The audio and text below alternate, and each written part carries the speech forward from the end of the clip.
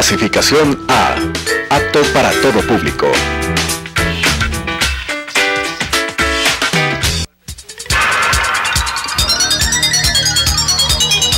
Las opiniones vertidas en este espacio por la producción y dirección del programa son de exclusiva responsabilidad de sus autores y de quienes intervienen en ellos.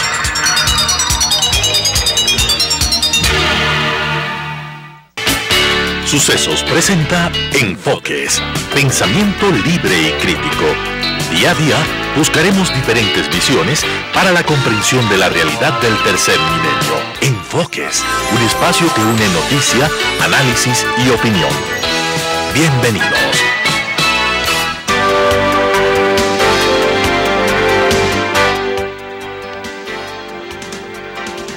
Gracias por continuar con nosotros, quienes nos han seguido en Radio Sucesos, y bienvenidos a quienes este momento se conectan a través de la señal de Telesucesos. Damos la bienvenida al asambleísta Franklin Samaniego, asambleísta de Alianza País, con quien queremos hablar sobre lo que sucedió ayer en la Comisión de Justicia y Estructura del Estado, al interior de la cual se está debatiendo y se está analizando lo que fue la consulta popular de febrero y cómo van a conseguir que se convierta en una ley el tema de los paraísos fiscales y cómo debe ser regulado esto. Así es, muchísimas gracias a usted, Claudia, por recibirme el día de hoy. Como usted señalaba, el día de ayer la Comisión de Justicia procedió a aprobar el informe para segundo debate de la Ley Orgánica para la aplicación de la consulta popular del 19 de febrero del año 2017. En esta consulta popular, como ustedes saben, el expresidente de la República, Rafael Correa, en virtud de las potestades que tiene la Constitución, propuso una consulta popular que pasó un procedimiento, entre ellos un filtro de constitucionalidad en la Corte Constitucional, y luego fue puesto a consideración del pueblo ecuatoriano, habiendo sido aprobado con más del 55% de la votación. Sin embargo, de eso, la misma consulta determinaba que sea la Asamblea Nacional, en virtud de sus competencias que tiene establecidas en la ley y en la Constitución, la que tenga que instrumentalizar en una ley o en las reformas pertinentes para viabilizar la consulta popular, que principalmente tiene como objetivo el que funcionarios públicos, candidatos, personas de elección popular, además dignatarios que deseen participar como servidores en el sector público, no puedan tener recursos en paraísos fiscales. Y habíamos analizado también ya las cuestiones de forma y de fondo por qué se dio este requerimiento, y habíamos planteado cuestiones de tipo económico y cuestiones también de tipo ético.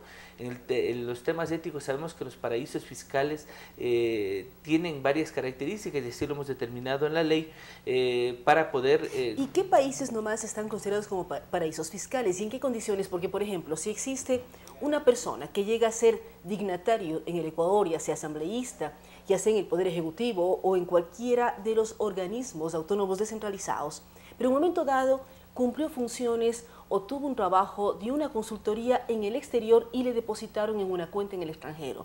Tiene que traer ese dinero, son dineros absolutamente bien conseguidos en base a trabajo, a su profesionalismo. ¿Cómo identificar primero cuáles son los paraísos fiscales y cómo sería el reingreso de esos recursos al país?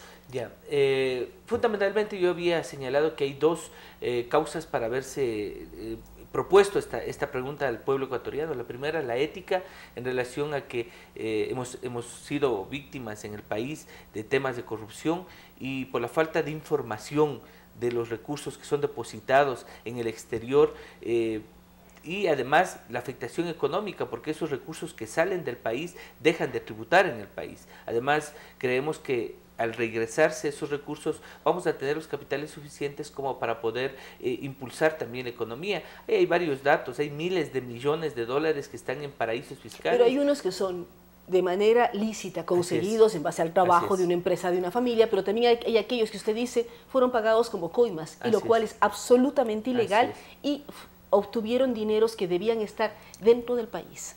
Bueno, la misma ley determina y le da la potestad al SRI para que determine efectivamente quiénes son considerados paraísos fiscales. Hay un listado ya aprobado, en virtud del cual se ha venido trabajando, pero hay tres elementos fundamentales que se ponen sobre la mesa o en la norma para determinar que sea un paraíso fiscal. La primera es el tema de pago de tasas de interés en relación a los recursos que tienen allá, con un porcentaje mayor al 60% de lo que normalmente se paga en el país. La segunda, es decir, que pagan más interés del que legalmente se está pagando dentro del Ecuador. La segunda es la falta de información y transparencia en el conocimiento de las inversiones y de quiénes son los que invierten. Y la tercera también es el tema en relación a la posibilidad de que estos recursos dejan de tributar al país, ¿no es cierto? Se salen al exterior para buscar beneficios tributarios. Entonces, la ley determina, el proyecto que estamos yendo a discutir en la Asamblea Nacional, determina que si dos de estos requisitos se configuran, el SRI procederá a incluirlos en la lista de paraísos fiscales. Una vez que se incluyen en la lista de paraísos fiscales, pues entra ya en aplicación la norma, principalmente, como decía, para servidores públicos que no pueden tener recursos de paraísos fiscales. Ahí voy a contestar la pregunta que usted señalaba. Si yo quiero ser servidor público, en este caso hay una transitoria en la ley que determina que, es más, es el mandato que nos dio el soberano, el pueblo ecuatoriano. A través de la consulta, el 19 de febrero, como usted nos recordaba. Así es, que en un año, desde la aprobación de la consulta popular, esos recursos regresen al país, ¿no es cierto? Si yo quiero ser funcionario público, lo menos que puedo hacer es traer mis recursos, invertirlos en el país y de esa manera generar también recursos tributarios y generar empleo y generar otras situaciones que nos van a permitir desarrollar de mejor manera la actividad económica y poder también ser parte de la solución del problema. No nos parece correcto que funcionarios públicos, servidores o dignatarios tengan sus recursos en paraísos fiscales por las razones que acabé de anotar. Y en todo esto, ¿hasta cuándo hay plazo? Y por ejemplo, pasan los tiempos, llegamos al 2019 y se presenta una serie de candidatos para alcaldes, prefectos y juntas parroquiales. ¿Cómo corre la ley a futuro? Porque usted está hablando de un plazo actualmente. ¿Qué pasa a futuro? Para futuro, los candidatos tienen como prohibición para inscribir su candidatura el tener recursos en paraísos fiscales. Ya se conoce la ley. Si yo quiero al 2019 ser candidato, debo ajustarme a lo que determina la ley. Las personas que en este momento, como decía, tienen recursos, tienen que traerlo en el lapso del año y de aquí para adelante, quien quiera ser candidato no puede, en su declaración juramentada, tendrá que hacer, consignar su expresión clara de no haber tenido o no tener recursos en paraísos el momento fiscales. de escribir una candidatura, pero el momento, por ejemplo, siempre hay cambios en los gabinetes, cuando una persona es nombrada ministro, de aquí a 2 años. Así es. ¿Qué ocurre si tenía o tiene recursos en los considerados paraísos fiscales? Tiene que, antes de asumir el cargo, traer sus recursos al Ecuador y no tiene ningún inconveniente, pero si tiene fuera del país, es causal de destitución. En paraísos fiscales, si tienen otros destinos, así, no hay, no hay por ejemplo, problema. Migrantes que regresaron y Así tienen una propiedad en España, por ejemplo, España no es paraíso fiscal. No tiene ningún inconveniente. Los que están dentro del catálogo del listado de paraísos fiscales no pueden ostentar un cargo público ni presentarse a una candidatura. Entonces lo que tienen que hacer es traer, porque además, si es que inscriban su candidatura o si es que aceptan un cargo y están en ejercicio, hemos determinado un procedimiento a cargo de la Contraloría General del Estado, quien tiene que hacer un examen especial. En ese examen especial se determina un plazo, ¿no es cierto?, de 5 días que le notifican a la persona que está siendo sujeta del examen especial, 60 días para proceder a evacuar la prueba correspondiente, en donde tendrá que también demostrar, porque puede ser que efectivamente hubo alguna denuncia, alguna cuestión sobre alguna cuestión que se contradiciendo a lo que determina la ley, y al final es la Contraloría del Estado la que dictamina en virtud de sus informes si es que este funcionario puede o no puede estar. Posteriormente de eso pasa a la Corte Constitucional. Hemos puesto un filtro constitucional de la parte formal, de que veamos que se han cumplido los derechos, ¿no?, el debido proceso. Es decir, cuando la ley sea aprobada y en segundo debate en el Pleno de la Asamblea, va a ser antes de enviada al Palacio de Gobierno, que pase por la Corte Constitucional para ver si están respetando todos los derechos consagrados en la Constitución. ¿Cuáles son los tiempos de asambleístas? ¿Y cómo fue ayer el tema en la comisión? Porque hago referencia, precisamente ayer estuvo Lourdes Cuesta y dijo que en la comisión había capacidad de diálogo, que se escuchaban los diferentes criterios. ¿Qué ocurrió con la votación el día de ayer? Bueno, ayer el informe fue aprobado por unanimidad y eso quiere decir que efectivamente nuestro compromiso aparte de responder a una tienda política, yo soy asambleísta por Alianza País, por el Distrito Centro Sur de Quito, todos en un debate técnico, jurídico y además respetando la voluntad del soberano, procedimos a aprobar el informe por unanimidad. Los 12 asambleístas de la comisión votaron a favor del informe.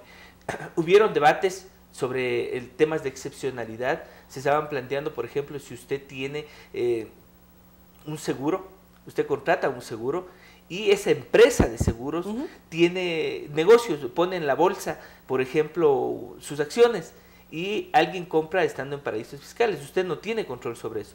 Sin duda alguna se lo determinó y acordamos incluirlos en las excepciones, pero nosotros habíamos pedido que se ponga un candado también ahí. Si es que se llega a determinar legalmente, en virtud de la prueba respectiva, que yo sí sabía o conocía, ¿no es cierto?, del manejo de esta empresa, entraba en la prohibición. O sea, hay que hacer una serie de análisis. Yo le preguntaba tiempos, ¿cuándo va a pasar al pleno de la Asamblea? El día de hoy en la tarde, 2 de la tarde, inicia ya el debate de esta ley que me parece muy importante, es una herramienta más que la Revolución Ciudadana está poniendo en consideración de la ciudadanía, además como uno de los elementos que nos va a permitir también seguir combatiendo la corrupción. Usted habla de la Revolución Ciudadana, habla de Alianza País, hoy empresa el segundo debate.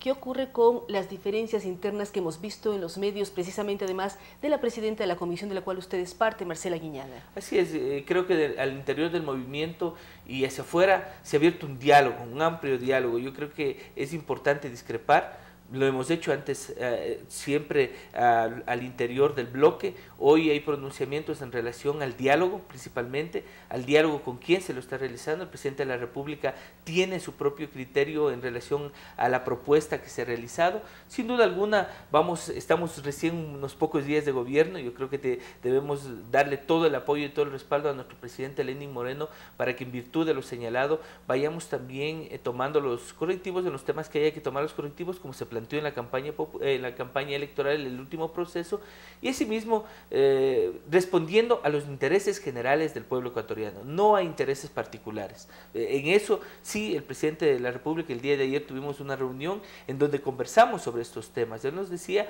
que efectivamente ha abierto el diálogo, que él lo está haciendo de la manera frontal en relación a temas que van a beneficiar al Estado. Hay planteamientos que han realizado la oposición y que de esta manera vamos a ir construyendo este Estado que nosotros queremos, pero en temas generales, en la agenda del Estado, no en temas particulares. Entonces esa diferenciación hay que ponerla sobre la mesa, porque en ocasiones parecería que existe la posibilidad de que vayamos a resolver temas que no correspondan a los intereses generales del Estado. Solo una pregunta adicional. Ustedes ayer llegaron ya a las conclusiones y tienen el informe listo para el segundo debate, y hoy en la tarde arranca el debate. ¿Hay el tiempo suficiente para que el resto de los asambleístas, más de 110 asambleístas en este caso, porque 2 son la comisión, revisen los contenidos y tengan capacidad de debatir ya a las 2 de la tarde? Ya, este tema, este es el informe para segundo debate. Ya ha tenido un proceso. Usted sabe que se ha preparado un informe para primer debate. Luego de este informe se recoge en el Pleno de la Asamblea Nacional las observaciones y pasa al segundo debate, a la construcción del informe para segundo debate en virtud de las observaciones que se plantearon en el Pleno y de las que se ha hecho por parte de los asambleístas. El texto no ha variado en la mayor parte en el contenido, porque al final tenemos la pregunta de la consulta popular. Son 9 artículos, no es una ley extensa. Hay algunas reformas que se está haciendo a la ley de servicio público, por ejemplo, ¿no es cierto?, en relación a la prohibición para ejercer el cargo público. Sin embargo, de eso yo creo que hemos tenido el tiempo suficiente para debatir desde antes de cuando se inició la campaña electoral anterior, en relación al tema constitucional, en relación al procedimiento, y yo creo que este ya es el resumen de todo lo que hemos debatido. Yo creo que el día de ayer, por ejemplo, la comisión está representada por varias bancadas: la bancada social cristiana, la bancada de Creosuma, la bancada de Pachacutic. Entonces ha habido como usted señalaba, llegaron por unanimidad al planteamiento. Ellos, creo yo, como lo hacemos nosotros, debatimos al interior de nuestros bloques. El día de ayer se reunió el bloque de Alianza País para analizar el tema. Nosotros nosotros hacemos talleres para nuestros asambleístas. Entonces, si yo soy parte de una comisión y estoy tratando esta ley, vamos en un taller y le exponemos a todos nuestros compañeros. Es decir, usted considera hay pleno conocimiento y vamos a estar pendientes del debate. Así es, con mucho gusto. Muchísimas y esperemos gracias. Que lo que hoy le presentamos al país sea una herramienta más para combatir la corrupción, para combatir los temas éticos que acabamos de decir y para fomentar el tema económico también, que es de suma importancia. Así es, queremos agradecer al asambleísta Franklin Samaniego. Recordamos que él es parte de Alianza País. Él nos decía, fue electo por el área, por el distrito centro-sur de la ciudad capital. Ellos están presentando el día de hoy como comisión al Pleno de la Asamblea para el segundo debate esta ley que estaba pendiente desde febrero porque fue aprobada por consulta popular. Así es que hay muchos temas. Queremos también más comprometer al asambleísta en los próximos días a hablar sobre otro tema que está tratando la comisión, que es el nuevo Código de la Niñez. Temas importantes que involucran a toda la ciudadanía. Gracias nuevamente al asambleísta Franklin Samaniego. Vamos a ir a una pausa, luego de la cual estaremos dialogando con el asambleísta Patricio Donoso, parte de CREO, pero quien es parte también del Consejo de Administración de la Legislatura Ecuatoriana. Con estas ideas y opiniones, regresamos con Enfoques.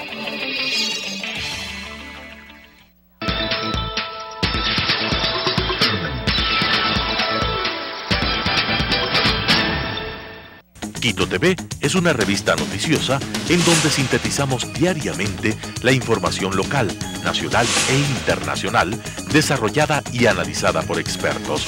Quito TV, lunes a viernes, a las 7 horas, a las 12:30 horas, a la 1 de la madrugada.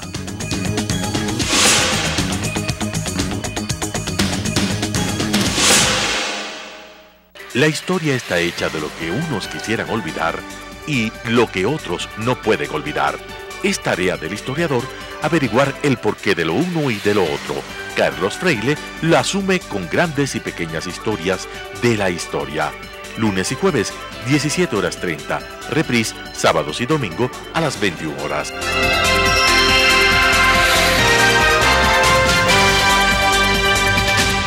Realidad Nacional. Un espacio que analiza los aspectos coyunturales, políticos, económicos y sociales, transmitido para todo el país a través de la Asociación de Canales Comunitarios y Regionales del Ecuador, se crea Realidad Nacional, sábados 19:30, reprise, domingos 19:30.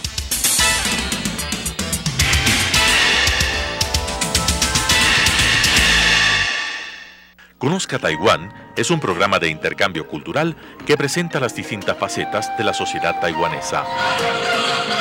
Conozca Taiwán, jueves 17 horas, reprise, sábados y domingos 19 horas.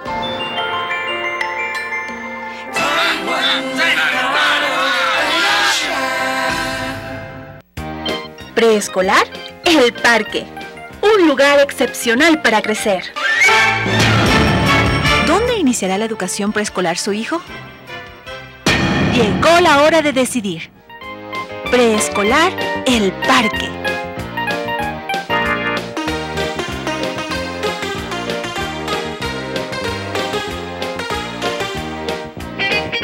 Estamos ubicados en la calle Vaquerizo Moreno, E750, entre Diego de Almagro y Reina Victoria, frente al Parque Gabriela Mistral.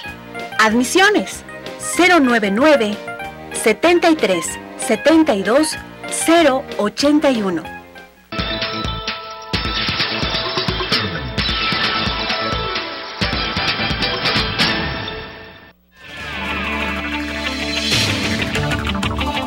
Con nuevas ideas y opiniones, estamos de vuelta con Enfoques.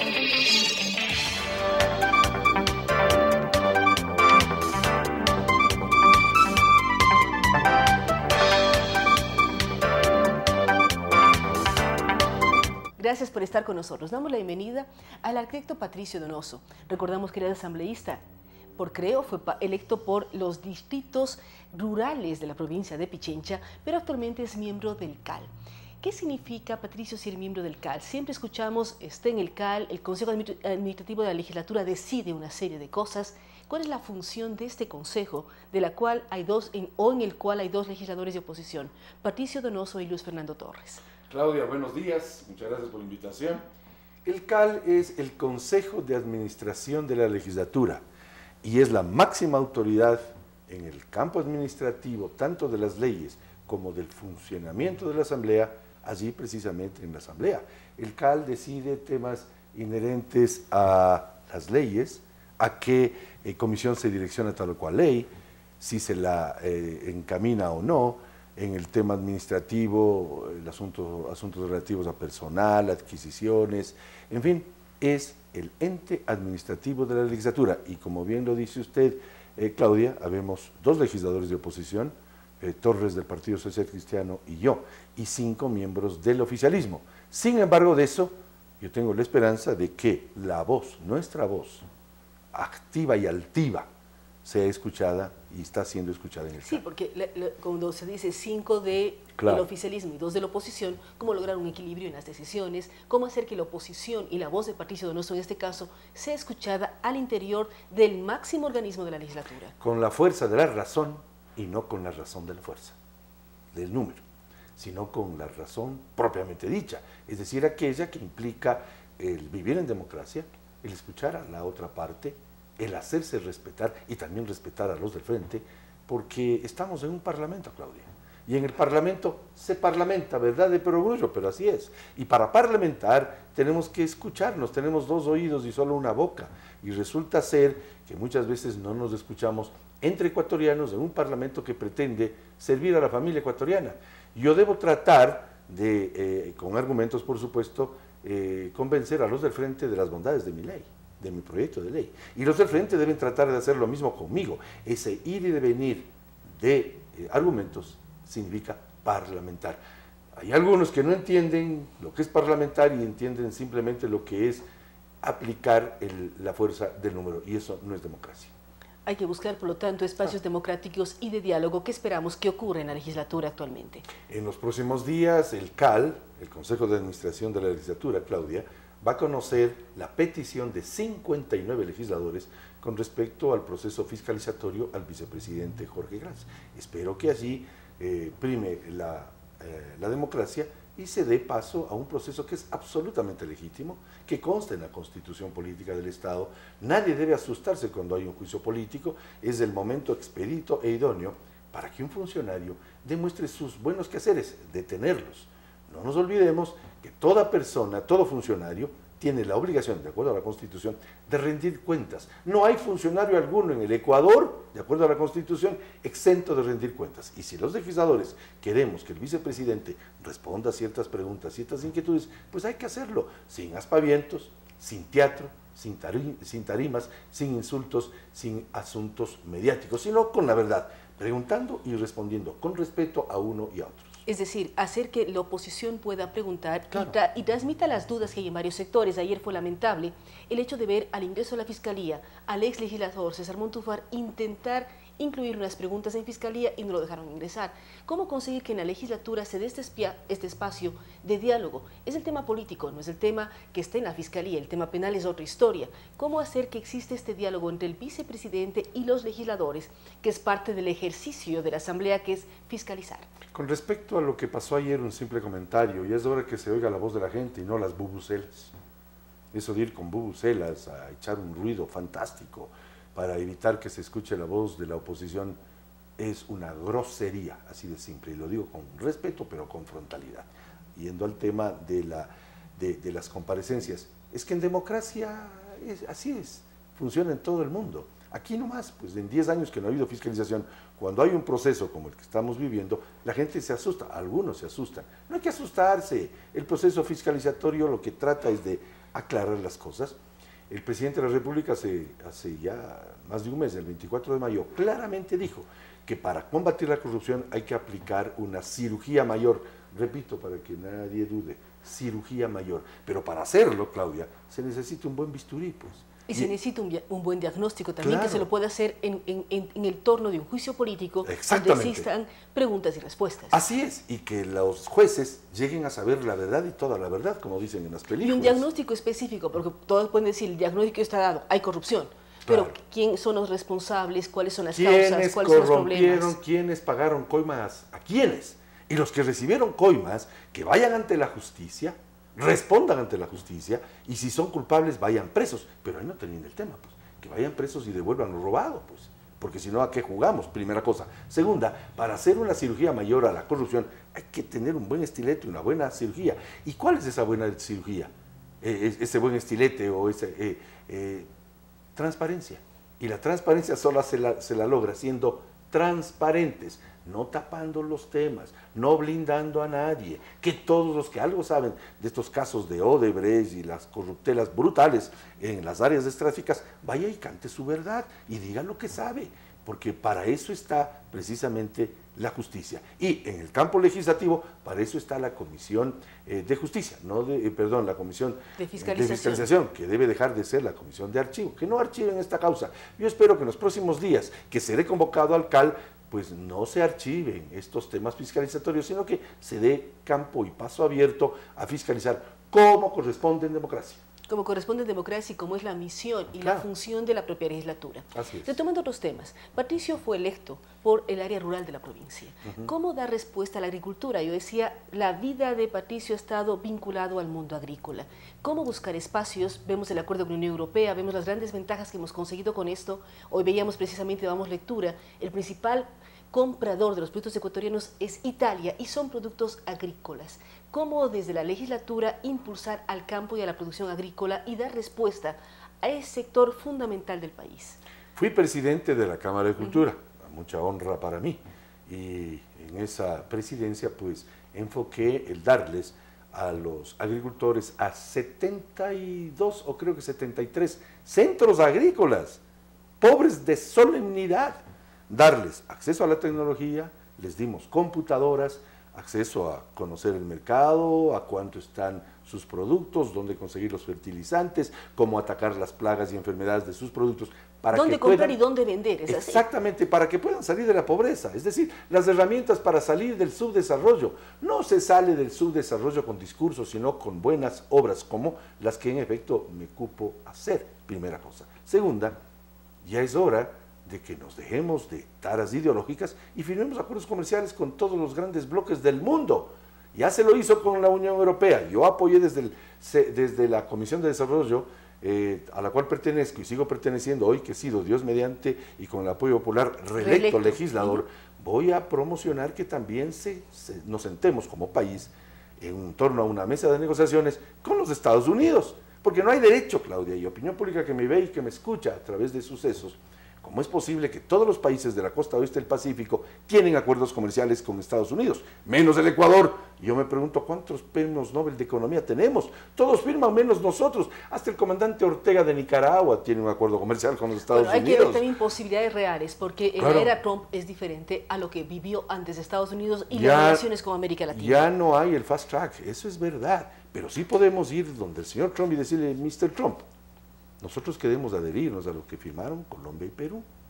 Conversemos con la legislatura norteamericana, porque en el fondo, y digo una gran verdad, el Ecuador lo que hizo con respecto a la Unión Europea es adherirse a lo que ya suscribieron hace 5 o 6 años, el 22 de septiembre del 2010, colombianos y peruanos. Nos adherimos. ¿Por qué no podemos adherirnos a lo que suscribieron colombianos y peruanos hace 11 años? El Ecuador perdió la posibilidad histórica de firmar ese acuerdo por taras de orden ideológico, porque no se puede firmar con los Estados Unidos. Lo importante sería diferenciar, un tema es la política y otra cosa es la economía. Sí, pero tampoco voy a aceptar yo que algunos digan, nosotros no estamos de acuerdo con los tratados, sino con los acuerdos. Es tema semántico, por Dios. Lo que hay que hacer es tener un acuerdo, un tratado, o pónganle el nombre que quieran, para poder vender nuestro denodado trabajo agrícola y agroindustrial a ese gran mercado de 320 millones de habitantes, y no fijarnos solamente en los 15 millones que viven en el Ecuador. Porque a retorno de eso, recibimos esos rectangulitos verdes que se llaman dólares. Y con esos dólares curamos la salud maltrecha de nuestros hijos, los educamos a nuestros hijos. Y es la moneda que nosotros utilizamos. Exacto, y es el desarrollo, pues. ¿Y cómo es la visión que tiene Patricio luego de que se liberaron las salvaguardas? ¿Qué va a pasar con lo que está proponiendo el gobierno nacional de volver a analizar al menos 400 ítems para volver a equilibrar la balanza comercial? No estoy de acuerdo. No hay que evitar que los dólares no salgan, hay que hacer que los dólares entren. Es decir, no hay que preocuparse en que haya menos importaciones, hay que preocuparse en que haya más exportaciones. No hay que igualar entre ricos y pobres, haciéndoles menos ricos a los ricos para que todos seamos iguales. Hay que hacer que los pobres que están acá suban y todos tengamos una buena condición económica. Y es hora que en este país, Claudia, generemos un país de negocios, no de negociados. Un país de oportunidades, no de oportunistas. ¿Cómo hacerlo desde la Asamblea? ¿Cómo generar propuestas? ¿Cómo generar espacios para garantizar que exista negocios y no negociados? Para luchar contra la corrupción y limpiar además el nombre del Ecuador, no solamente internamente, a nivel mundial. Vemos que aparecemos en las listas de lavados, vemos que aparecemos en una serie de espacios que no son los mejores para la imagen de nuestro país. El día en que entendamos que hacer negocio no es malo, el día en que entendamos en este país que hacer dinero no es malo, hacer dinero legítimamente, por supuesto.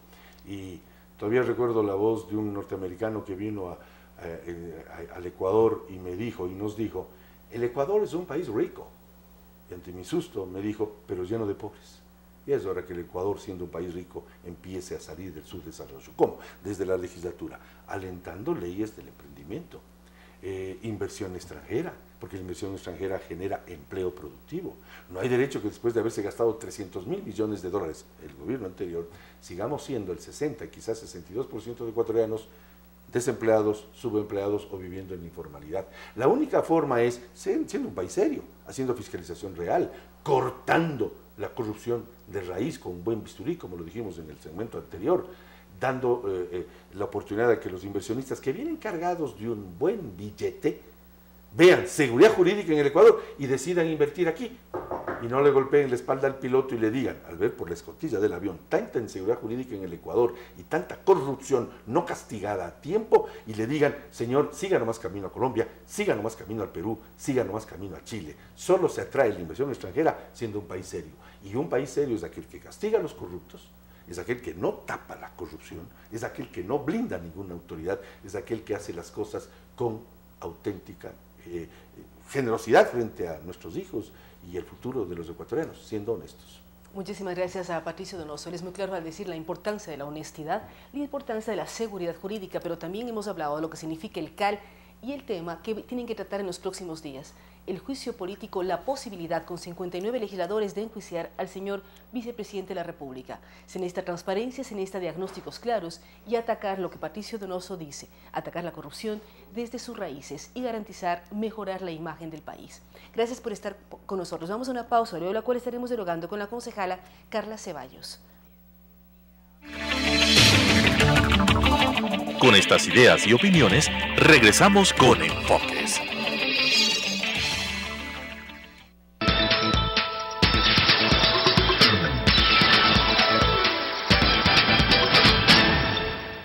Quito TV es una revista noticiosa en donde sintetizamos diariamente la información local, nacional e internacional, desarrollada y analizada por expertos. Quito TV, lunes a viernes, a las 7 horas, a las 12:30 horas, a la 1 de la madrugada.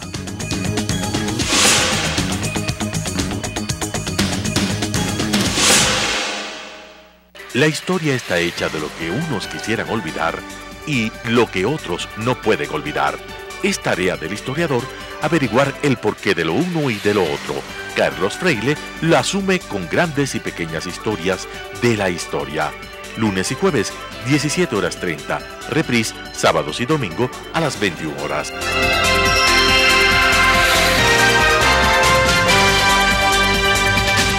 Realidad Nacional. Un espacio que analiza los aspectos coyunturales, políticos, económicos y sociales, transmitido para todo el país a través de la Asociación de Canales Comunitarios y Regionales del Ecuador, se crea Realidad Nacional, sábados 19:30, reprise domingos 19:30.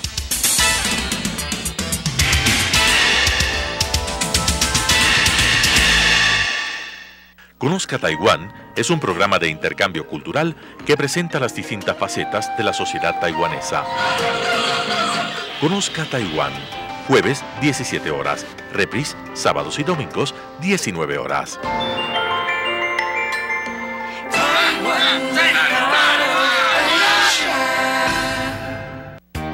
Preescolar El Parque, un lugar excepcional para crecer. ¿Dónde iniciará la educación preescolar su hijo? Llegó la hora de decidir. Preescolar El Parque.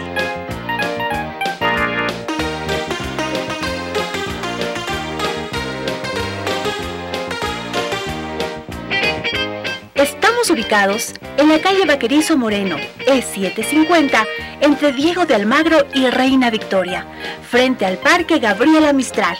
Admisiones 099 73 72 081.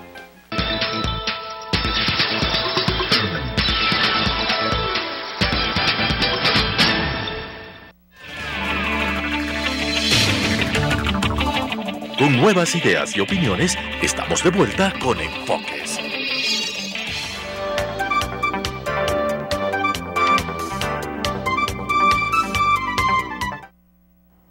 Gracias por continuar con nosotros. Damos la bienvenida a la concejala Carla Ceballos.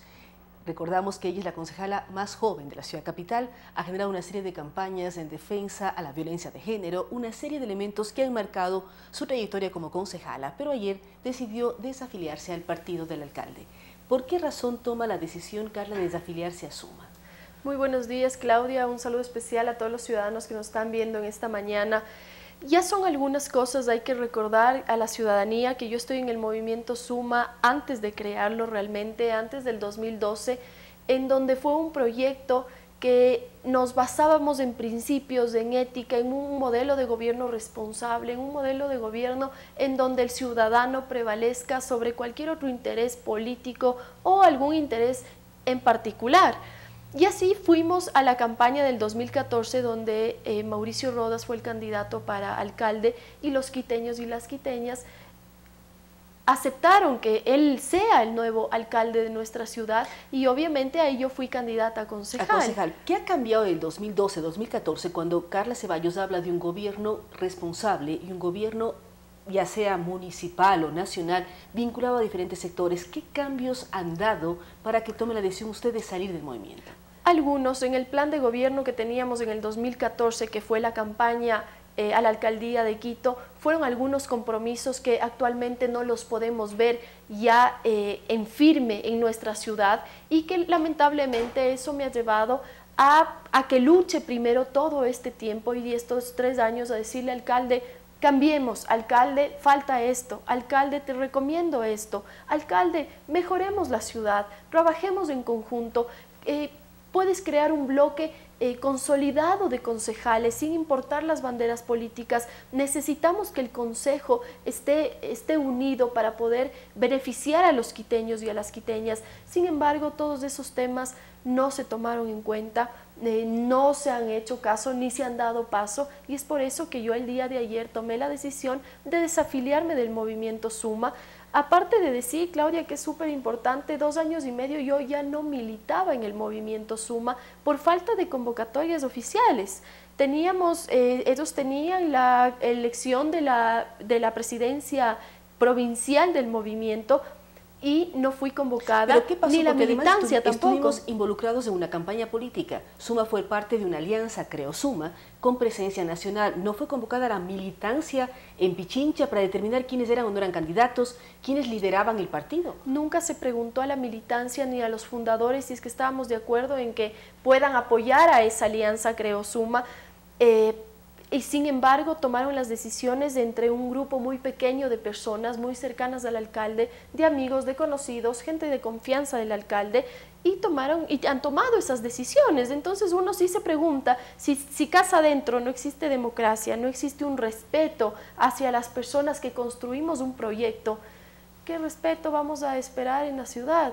¿Qué democracia vamos a esperar que exista ya puertas afuera? Decir, ¿usted siente que no ha habido democracia en los procesos ni hacia Suma ni hacia la ciudad que eligió a las dignidades del municipio del Distrito Metropolitano? Claudia, con eso podemos ver los resultados que ahorita están pasando por la alza de las tarifas en el transporte la gota que público. derrama el vaso para usted y que decide desafiliarse es el tema del alza de tarifas. Exactamente, pero ¿cómo van a tomar una decisión así sin primero hacer una buena socialización con los ciudadanos? Pero no hubo un estudio de esto, no hubo un análisis en donde se revisaron hacia dónde tenían que subir las tarifas y eliminar el subsidio a los transportistas. Existe el estudio dice que sí hay que subirlo, obviamente que sí hay que subirlo, pero en el 2015 el Consejo aprueba para que el municipio pueda realizar una compensación a los transportistas públicos y que ellos tienen que cumplir varios parámetros. Entre esos era el parámetro de la calidad del servicio del transporte público. Y podemos ver que se han entregado más de 40 millones a los transportistas públicos durante este periodo que el Consejo aprobó para que se pueda dar esta compensación.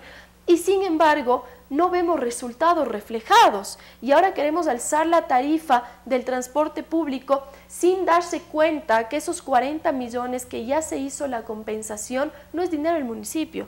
Fue dinero de los quiteños y de las quiteñas. Pero es dinero de todos los contribuyentes hacia el municipio de Quito. Exactamente, y que ahí existen responsables. ¿Cómo nos respondemos que dan a 42.000 unidades en la compensación cuando existen 48.000? Es decir, a 6.000 unidades no les han dado Pero la usted decía, compensación. tiene que ser cubierto porque han mejorado en servicio, han mejorado en calidad, que seguramente esas unidades que no fueron compensadas no cumplieron los requerimientos que pedía el municipio. ¿Cómo se hizo esa evaluación? Exactamente, eso es lo que nos preguntamos. Los fiscalizadores de la Agencia Metropolitana de Tránsito son los encargados de realizar ese trabajo y claro, los concejales hasta último momento no teníamos la información precisa ni el valor total de la compensación que se realizó como para poder entrar a fiscalizar y hacer nuestro trabajo. Ahora sí la tenemos y estoy segura que yo no voy a ser la única en ir a fiscalizar y ver los responsables que entregaron ese dinero a muchas unidades que estamos seguros que no cumplen con los parámetros de calidad que tenían que haber mejorado. Y ahí, Claudia, nos preguntamos, ¿una persona con discapacidad puede utilizar un transporte público? ¿A un adulto mayor le paran para que pueda subirse a un transporte público? Incluso, porque a veces al vuelo que la gente se baja en los Exactamente, transportes. un niño, una niña, las mujeres nos sentimos seguras cuando ocupamos el transporte público. Eso no ocurre, eso no sucede en nuestra ciudad. Y la alcaldía, el municipio de Quito tuvieron la gran oportunidad de comenzar una transformación en el transporte público desde el 2015. Sin embargo, no se ha trabajado en nada. Y no es responsable que ahora quieran alzar la tarifa y golpear el bolsillo de los quiteños, que fue una de las propuestas de campaña del 2014, que era cuidar el bolsillo de los quiteños, y ahora queremos trasladar esa irresponsabilidad que se tuvo en no controlar y no hacer un buen trabajo al bolsillo de nuestros quiteños. Eso no me parece coherente, eso no fue lo que se planteó en el 2014 y por eso yo también tomé la decisión de alejarme del movimiento, de alejarme del bloque de concejales al cual yo pertenecía, porque hay muchos factores de por medio que ya no es el único la alza de tarifas, existen otros temas, muchos que todo este tiempo se ha venido pasando y que este tiempo he venido trabajando y tratar de llevar la fiesta en paz, pero definitivamente hay que abrir los ojos frente a una realidad, hay que tomar posturas y hay que tomar decisiones. Y usted toma la decisión de desafiliarse. ¿Cómo ha sido tomada esa decisión por sus compañeros de partido, por sus compañeros concejales de la misma línea política? ¿Usted se pasa a la oposición en el municipio, es lo que muchos podrían pensar? Bueno, al alcalde ya no le quedan concejales, ¿no?, del movimiento, se le queda una persona del movimiento, de ahí ya no tiene más concejales como Suma, como el movimiento Suma. Yo simplemente, lamentablemente, en el consejo desde el primer día nunca abandonaron las banderas políticas y está tan dividido ese consejo metropolitano que podemos ver los resultados en los quiteños. Desde el primer día yo me puse la camiseta de Quito, como representante de Quito. Yo seguiré en la misma línea, seguiré actuando con mucha coherencia, apoyaré proyectos que sean positivos y que estén bien hechos, y los que no, simplemente hay que decir que no y que los mejoren. ¿Por qué? Por beneficio de nuestra ciudad, Claudia. No podemos tener una ciudad destruida, una ciudad en donde la basura se ha vuelto un problema en este tiempo, en donde no podemos tener algunos servicios básicos en varios barrios marginados de nuestra ciudad. Por ejemplo, en el noroccidente de Quito, tenemos barrios que no tienen servicios básicos, que no tienen una calle, que en el verano los niños, todas las personas, tienen que tragarse el polvo y en invierno se ensucian porque no tienen una calle, Claudia. Hay barrios que no tienen una sola calle. Entonces ahí yo sí digo, la planificación del municipio, ¿dónde se está yendo? ¿Hay planificación? Pero ¿Hay usted una ha estado visión de 2 ciudad? años y medio de concejal. ¿Qué pasó con la planificación? ¿Qué pasó con su voz que reclamaba planificación? ¿O qué información logró obtener al ser concejala? Nunca se hicieron cambios, Claudia. Se pedía planificación, se pedía algunos temas y claro, la información muchas veces es maquillada. y eso no se refleja en la ciudad, porque si realizamos una buena planificación, obviamente eso se va a ver reflejado en nuestra ciudad. Pero usted lideró campañas en el tema de agresión de género o en la libertad de opciones de género también. Lideró campañas en temas de inversiones. Uno recuerda con ferias de inversión hacia Quito. ¿No tenía el respaldo del Consejo? No, para eso no se necesita el respaldo del Consejo, simplemente se necesitaba trabajar desde la comisión a la cual yo presido, que es de inclusión social, y marcar estos proyectos. Obviamente a mí me interesa que todos estos proyectos se conviertan en políticas públicas, que le pertenece hacer este trabajo a la Secretaría de Inclusión, por ejemplo. Pero no existen, no se realizan políticas públicas, simplemente se realizan eventos clientelares que estoy seguro que cuando venga otra persona a ocupar la alcaldía de Quito, esos proyectos clientelares pueden desaparecer porque no existe una base firme que los sostenga y que pueda continuar en el tiempo. Y eso no es responsable, Claudia. Hay que trabajar desde un inicio. Lamentablemente en esta administración se ha hecho todo en desorden. Se ha comenzado por el final, cuando así no debería ser. Y se lo he dicho al alcalde, Claudia, se lo he dicho varias veces. Y lamentablemente no ha podido dar oídos, no ha podido realizar estos cambios contundentes, comenzando desde su equipo técnico, que a él le compete como alcalde el tema administrativo, cambiando y poner gente técnica. Hay gente buena en el municipio, funcionarios, pero contados con la palma de mis manos. Es decir, hay que hacer un análisis profundo. Gracias a Carla Ceballos. Recordamos que ella está desafiliándose del movimiento Suma, es crítica con la administración municipal. Ella fue concejal electa conjuntamente con el señor alcalde Rodas. Ella hace varias críticas al interior del seno del Consejo. Uno de los temas más importantes que ella señala es el alza de tarifas en el transporte urbano. Y ahí dice, falta fiscalización, porque se asignaron recursos a unas unidades sí y a otras no. Falta orden, falta planificación. Son una serie de los análisis que Carla Ceballos realiza. Esperamos que efectivamente el municipio sea mucho más abierto y lo que ella dice se cumpla en aquello de planificar e involucrar a la ciudadanía y no buscar proyectos clientelares. Gracias a Carla Ceballos por habernos acompañado. Vamos a ir a una pausa, luego de la cual estaremos dialogando con el abogado, politólogo y escritor Alberto Mansuetti. Él estuvo y está aquí en Quito precisamente ayer participando en un diálogo con Pablo Lucio Paredes en la San Francisco de Quito sobre si está vivo o no el liberalismo clásico.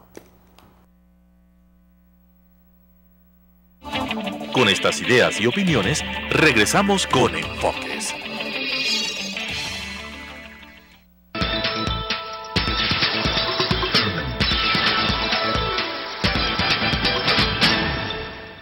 Quito TV es una revista noticiosa en donde sintetizamos diariamente la información local, nacional e internacional, desarrollada y analizada por expertos. Quito TV, lunes a viernes, a las 7 horas, a las 12:30 horas, a la 1 de la madrugada.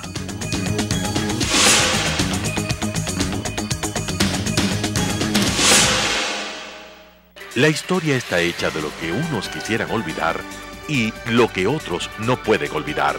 Es tarea del historiador averiguar el porqué de lo uno y de lo otro. Carlos Freile lo asume con grandes y pequeñas historias de la historia. Lunes y jueves, 17:30. Reprise, sábados y domingo a las 21 horas.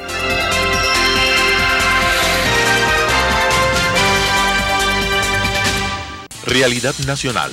Un espacio que analiza los aspectos coyunturales, políticos, económicos y sociales, transmitido para todo el país a través de la Asociación de Canales Comunitarios y Regionales del Ecuador, se crea Realidad Nacional, sábados 19:30, reprise, domingos 19:30.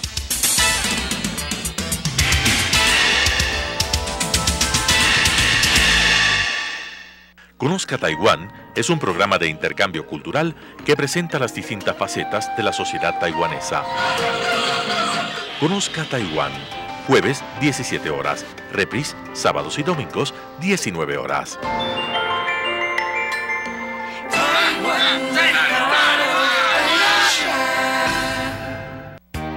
Preescolar, El Parque. Un lugar excepcional para crecer. ¿Dónde iniciará la educación preescolar su hijo? Llegó la hora de decidir. Preescolar, El Parque.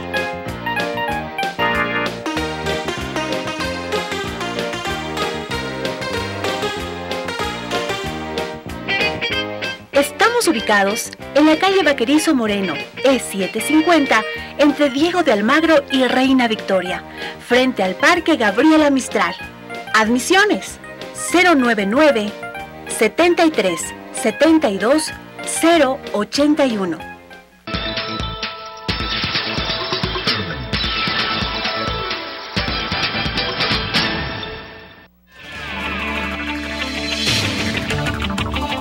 Con nuevas ideas y opiniones, estamos de vuelta con Enfoques.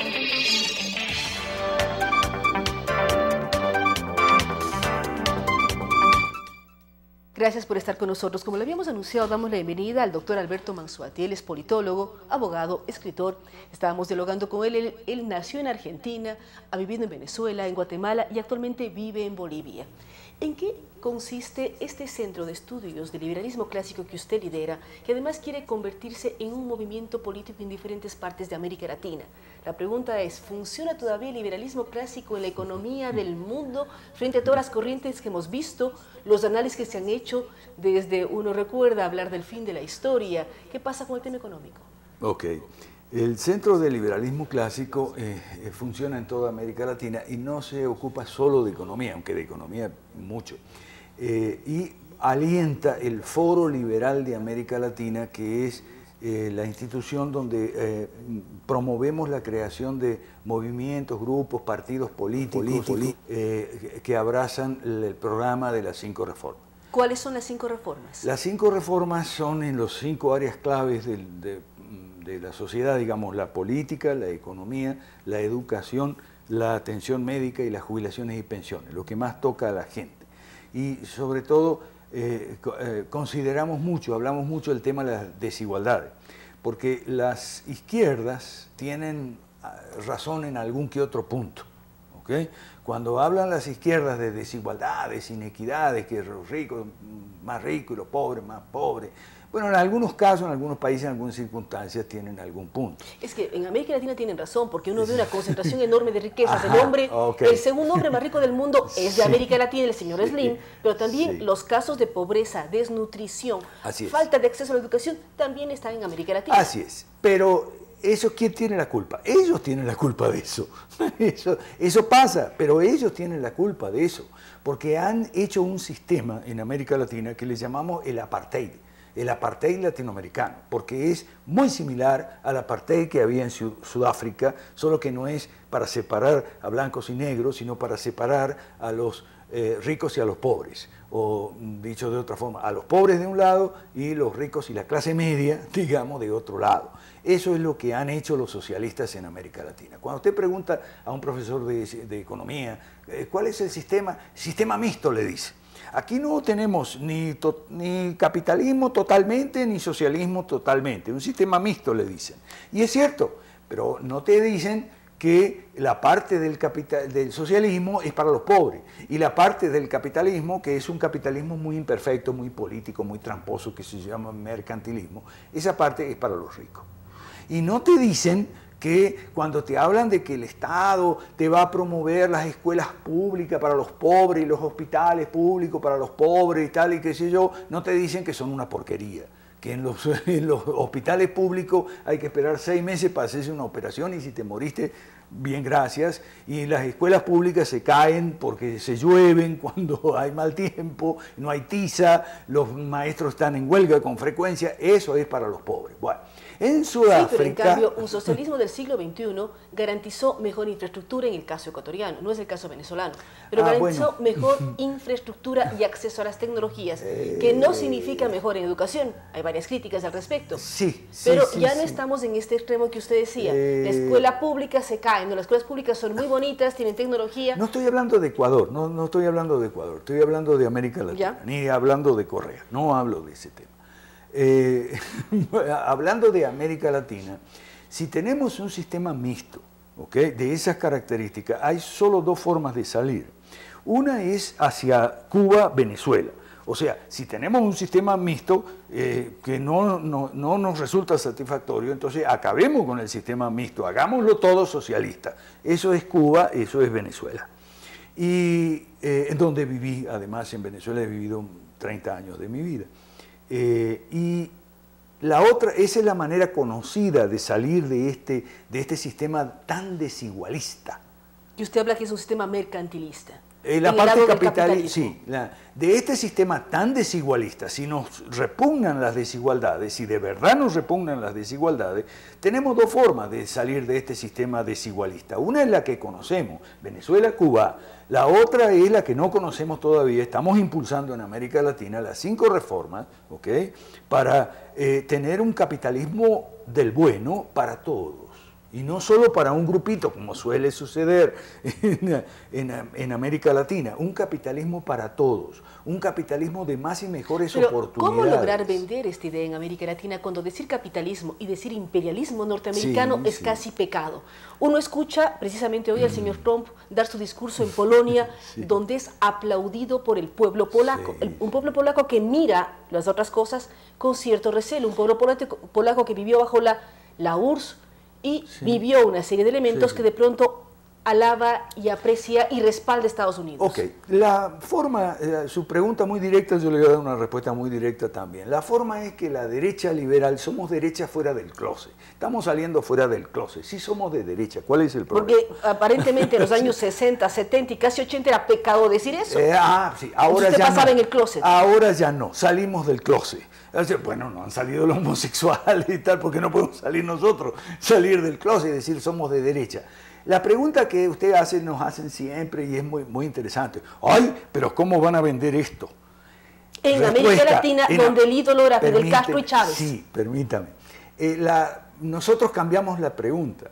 El tema no es cómo nosotros vamos a vender capitalismo, sino cómo han hecho los socialistas para vender socialismo, que es una cosa tan horrorosa, es un disparate teórico, la economía socialista, eso no existe, lo que hay es apartheid, lo que hay es concentración del poder, lo que hay es regímenes corruptos, muy corruptos, porque el socialismo busca y logra un Estado inmenso, grandioso, inauditable, elefantiásico, obeso. Entonces, la pregunta, tú eres Claudia. La pregunta, Claudia, es otra, no es cómo nosotros vamos a vender lo nuestro, es cómo fue que los socialistas han llegado a vender y la gente ha llegado a comprar un producto tan impresentable, tan malo que no funciona, etc. Entonces nosotros estamos tomando muchas lecciones de otros países. Ejemplo, China. En China a nosotros nos ha inspirado mucho nuestra campaña. Pero hay un partido único que se dice comunista. Sí, es verdad, es verdad. Ese partido único de comunista tiene mucho el nombre nada más, porque después de Jiang Zemin y su teoría de las 3 representaciones, ese partido de comunista tiene el nombre nada más. Pero bueno, ahí está. Lo que hemos aprendido no es solo de China, porque en los países nórdicos no hay un solo partido, hay mucho, hay un sistema multipartidista. En Inglaterra con Thatcher y con Reagan en Estados Unidos no había multipartidismo, había bipartidismo. ¿Okay? Entonces, hay mucho, yo tengo un artículo, pueden buscar en mi página web personal, Alberto Mansuetti, que se llama El contexto político de las reformas económicas, y es ahí donde nosotros vamos. ¿Okay? Los chinos han vendido muy bien el concepto de las 4 modernizaciones en el sur del país, ¿okay? Y nosotros estamos vendiendo en América Latina este concepto de las 5 reformas. De la misma manera que fue la lucha contra el apartheid en Sudáfrica. Lo que sucede es que nosotros estamos explicándole a la gente cómo fue el apartheid en Sudáfrica, porque si no se entiende bien el apartheid, no se entienden los asombrosos paralelos y similitudes como América Latina, la separación, más que desigualdad, la desigualdad es un producto de la separación. El apartheid se vendió como una cosa buena para los negros. El nombre oficial del apartheid era política de desarrollo separado, porque decían, el Estado va a construir para los negros, para el bienestar de los negros y para que los negros progresen y adelanten, va a construir escuelas públicas, igual que en América Latina, para los pobres, hospitales públicos para los pobres, sistemas de pensiones para los negros, o sea, para los pobres en América Latina, incluso empresas. Los negros van a tener sus propias empresas, iguales en América Latina, las pymes. Que los socialistas se llenan la boca, las pymes, ¿qué son las pymes? Empresas para los pobres, empresas pequeñitas, pequeña y mediana, microempresa, que nunca van a crecer, ¿ok? Porque entonces esa es la política de desarrollo separado, eso es lo que se llamaba apartheid en Sudáfrica, y era presentado como algo bueno para los negros. Entonces primero hubo unas reacciones violentas, Mandela y su esposa Winnie Mandela, y después hubo una reconciliación y un entendimiento entre dos sectores principalmente, los negros ricos y los blancos pobres. Los negros ricos, que eran muy pocos, que después de mucho trabajo y esfuerzo llegaron a ser ricos, bueno, relativamente, seguían siendo negros. Por lo tanto, seguían siendo discriminados. Y los blancos pobres, ¿ok?, tenían como blancos derecho a ir a los hoteles y a las playas de los blancos, pero no tenían plata para pagarlas porque eran privadas y eran costosas, ¿me entiendes? Entonces hubo una transformación en Sudáfrica de la que participaron no solo Mandela, sino el obispo Tutu, de Klerk, el presidente, ¿ok? Entonces eso es lo que estamos promoviendo en América Latina, el fin del apartheid. ¿Y cómo avanza este proyecto? Usted dice, hay partidos políticos que pueden estar bajo el Foro Liberal de América Latina, ustedes apoyan, dan capacitaciones, me imagino. ¿Cómo lograr romper y que efectivamente, saliendo del closet de la derecha de América Latina, logre impactar tanto en el tema político, económico y todos los postulados que ustedes proponen? Bueno, hemos estudiado, seguimos estudiando encuestas mucho, hacemos encuestas. Yo personalmente fui discípulo en mi juventud de George Gallup, el que inventó las encuestas, y buscamos maneras de conectar con la gente. Conectar con la mayoría silenciosa, ese es el secreto, la mayoría silenciosa. La mayoría silenciosa, le explicamos, por ejemplo, que no es lo mismo política y politiquería. Eso es importante porque la mayoría silenciosa está harta de la política, dicen ellos. Nosotros decimos no, eso no es política, eso es politiquería. Politiquería es lo que sucede en la escena política. Lamentablemente ustedes los periodistas están muy atentos a la politiquería, que si esta chica se fue de este partido, ahora se quedó sola, ese tipo de cosas. Eso es politiquería. Política es lo que hacemos nosotros. ¿Okay? Política somos nosotros. Entonces se lo decimos a la mayoría silenciosa y se lo explicamos para que nos preste atención. Y nos presta atención. Y entonces le decimos, hace bien en desconectarse de la politiquería, hace bien en sentirse harto, indignado, repugnado de la politiquería, hace bien en no querer escuchar ni ver esos programas de política que no son de política sino de politiquería. No me refiero al suyo, ¿ok? Si no, no estaría yo aquí. Okay, yo se lo agradezco enormemente al suyo, al otro que estuve ayer en otra radio, etc. Estamos conectando con la mayoría silenciosa y usando una estrategia que se llama la incubadora, de huevo a pollito y de pollito a gallina. Okay, o a gallo, quién sabe, okay, para no ser sexista ni emplear lenguaje políticamente incorrecto. Entonces, me refiero a incubamos liderazgos, partidos, movimientos, viajamos con frecuencia a distintos países. Y están trabajando y están capacitando y ustedes aclarando una serie de situaciones. Para terminar y aprovechando su presencia, el tiempo corre muy rápidamente, Alberto, quisiera un comentario sobre Venezuela. Usted pone como ejemplo Venezuela, Cuba en el tema socialista y un mayor apartheid posiblemente, sí, de acuerdo a su teoría.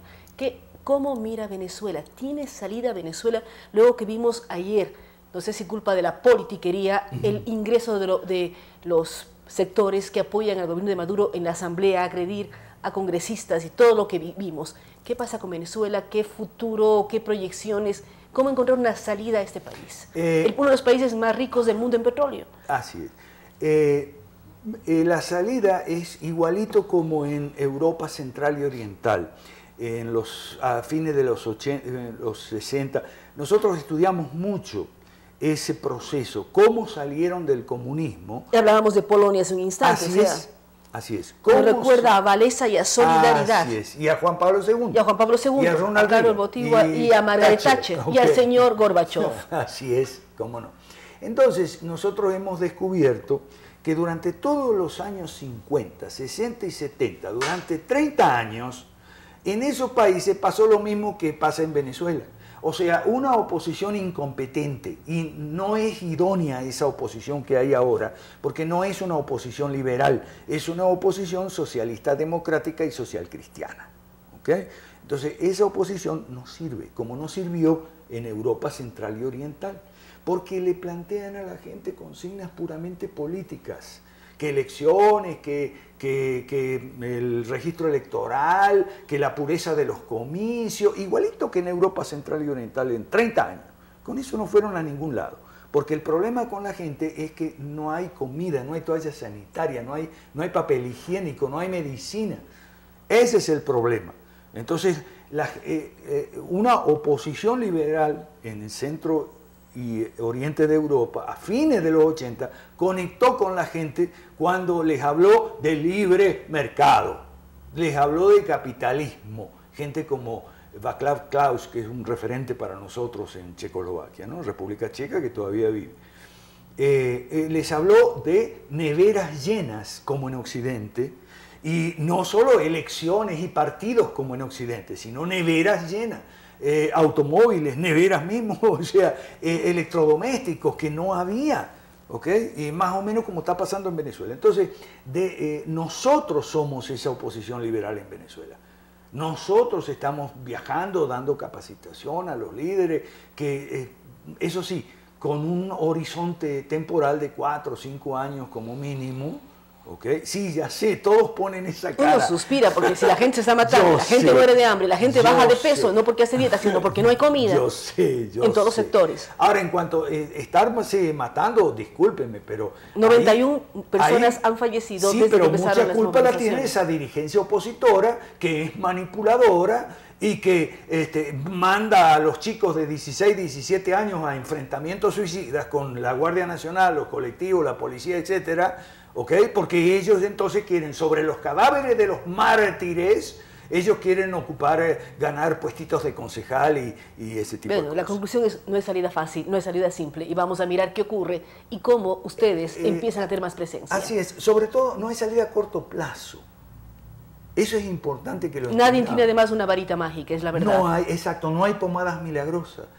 Entonces hay que esperar que nosotros tengamos oportunidades para crecer, como los partidos de Wałęsa en Polonia, el partido de Václav Klaus y Václav Havel, que no era totalmente liberal, pero andaba cerca, en Checoslovaquia, y lo que fue el movimiento con Yeltsin, por ejemplo, en Rusia, que ahí fue la eclosión, cuando la perestroika y la glasnost de Gorbachev fracasó, como no podía ser de otro modo, porque no hay una manera de manejar prolijamente, eso es populismo. Pero se generaron las circunstancias necesarias para que el muro de Berlín caiga. Así es. Es así, y el mundo cuente otra historia. Yo arrancaba la entrevista diciendo, recordemos el fin de la historia, que decía Francis Fukuyama, pero que la historia continúa y cada vez tiene más cosas para ser tratadas y analizadas. Fukuyama se peló feo, se equivocó muy feo, dijo, las ideologías se acabaron y están más vivas que nunca, porque al día siguiente prácticamente llegó el avionazo a las torres del... Sí, habría que hacer un análisis también sobre el tema de los fundamentalismos religiosos. Queremos agradecer a Alberto Manzotti. El tiempo corre, gracias por habernos visitado. Recordamos que él es argentino, actualmente se dice boliviano porque vive en Bolivia, vive en diferentes partes de América Latina. Ellos proponen el Foro Liberal de América Latina con 5 propuestas, lo que tiene que ver con política, economía, educación, la parte de salud y lo que significa seguridad social para los jubilados. Temas que ustedes pueden analizar en su página web. Y como él dice, la derecha latinoamericana está saliendo del closet. Hay que ver qué ocurre con ello y si tienen repercusiones en los diferentes países de América Latina que han tenido referentes más hacia el socialismo como Cuba o Venezuela. Gracias a Alberto Manzotti, gracias a ustedes que nos han acompañado el día de hoy. Estaremos con ustedes a partir de las 7 de la mañana en Radio Sucesos y a partir de las 7:30 en Radio y Tele Sucesos. Nos vemos mañana. Recordamos que este programa ya gracias al apoyo de la empresa de agua de Quito y de la Alcaldía de Quito. Gracias a ustedes. Las opiniones vertidas en este espacio por la producción y dirección del programa son de exclusiva responsabilidad de sus autores y de quienes intervienen en ellos.